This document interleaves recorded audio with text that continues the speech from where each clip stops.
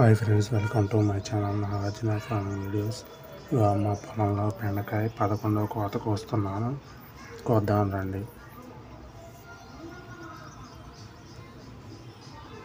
బెండకాయ చెట్లు నడుములెత్తి పైన పెరిగినాయండి.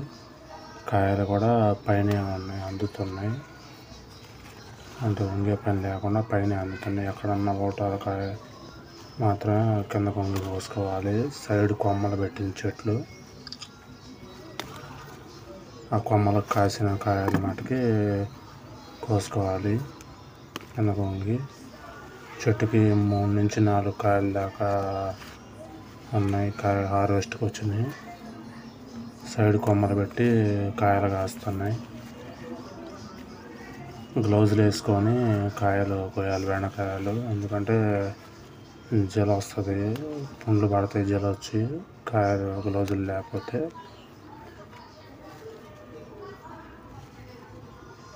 బెండకాయ ఎండాకాలం బాగానే హార్వెస్ట్ వస్తాయి. మొత్తం 30 సెంట్లు వేసినాం బెండలు. మీకు గనక మా వీడియోలు నచ్చినట్టయితే ఒక లైక్ ఇచ్చి సబ్స్క్రైబ్ చేసుకోండి.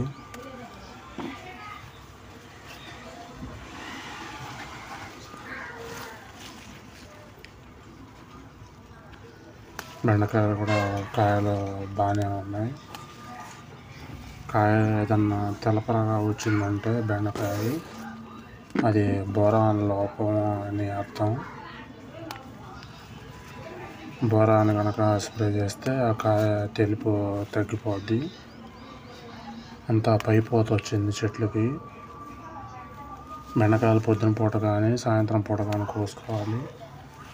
పొద్దున్నే 10 దాటిన కానించి మధ్యాహ్నం 3 కోస్తే విరిగిపోతాయి. లేతకాయ అయినా కానీ విరిగిపోతాయి కాయ నడింకి.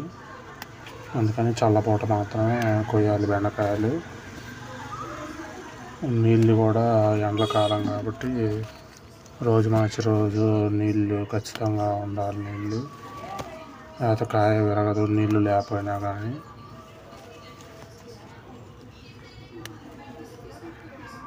మొత్తం 30 సెంట్లలో 3 మూటలు అయినాయి.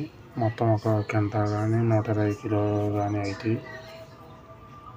120 కిలోల దాకా అవుతాయి. కాయ కూడా చాలా నీట్గా ఉంది చూడండి.